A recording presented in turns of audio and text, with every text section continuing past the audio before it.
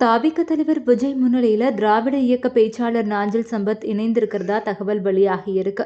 கடந்த சில வாரங்களாகவே விஜய்க்கு ஆதரவா நாஞ்சில் சம்பத் பேசி வந்தாரு. இந்நிலையில இன்னைக்கு நாஞ்சில் சம்பத் தாவிகால இணைஞ்சிருக்காரு. சட்டசபை தேர்தலுக்கு இன்னும் 4 மாதங்கள் மட்டுமே இருக்கக்கூடிய சூழல்ல தமிழக அரசியல் களம் சூடு பிடிச்சிருக்கு.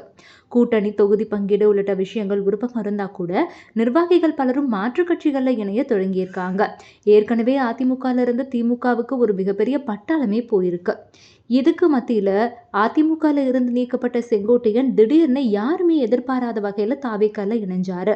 இப்போ செங்கோட்டையனை தொடர்ந்து திராவிட இயக்க பேச்சாளர் நாஞ்சில் சம்பத் தாவேகால இணைஞ்சிருக்கிறாரு.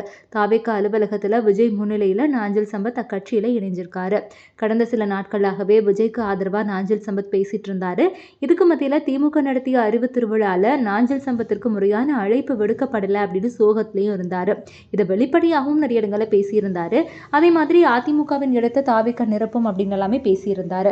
இருந்தாலும் சில நாட்களுக்கு முன்னாடி உதயநிதி ஸ்டாலின் அவர்களுடைய பிறந்த நாள் நிகழ்ச்சியில பேச நாஞ்சில் சம்பத் அவர்களுக்கு அழைப்பு விடுக்கப்பட்டிருந்தது.